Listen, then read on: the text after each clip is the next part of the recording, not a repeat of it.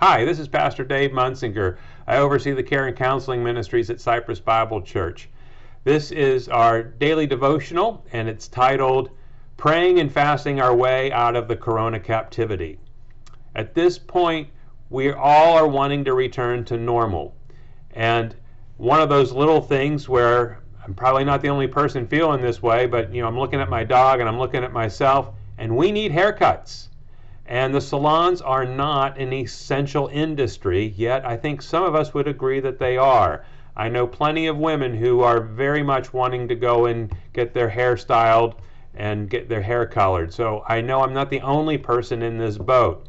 But one of the things that we do during this time of, I call it the Corona captivity, because our freedoms are being restricted, and it adds to our frustration.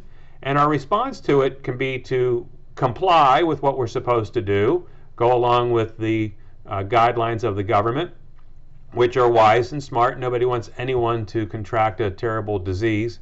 But we can also find ourselves complaining about it, but we can also find ourselves not really knowing what to do, like we feel a little powerless.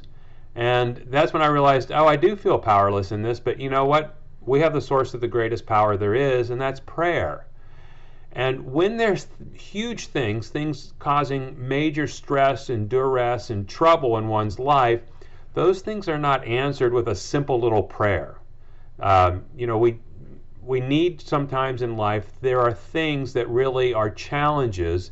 And when we are confronted with challenge, and this is a worldwide challenge, we need to be on our knees, and we need to be praying fervently, and we need to fast.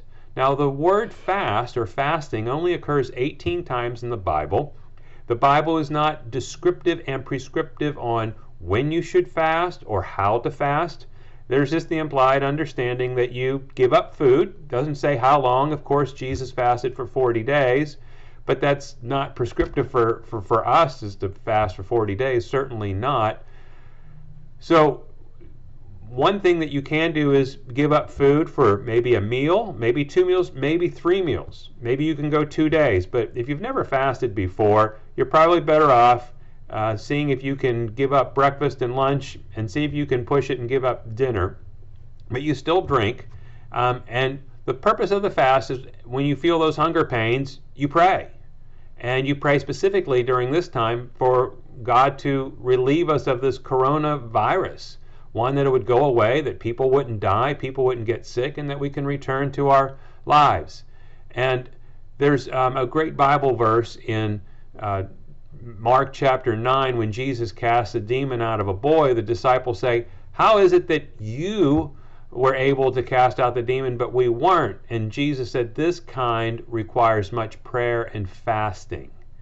And so the application there, and that's in the King James Version, and I like that there are certain things in life that just don't get fixed with a simple prayer. There's things that really require us to be very intentional and to really desire God to answer.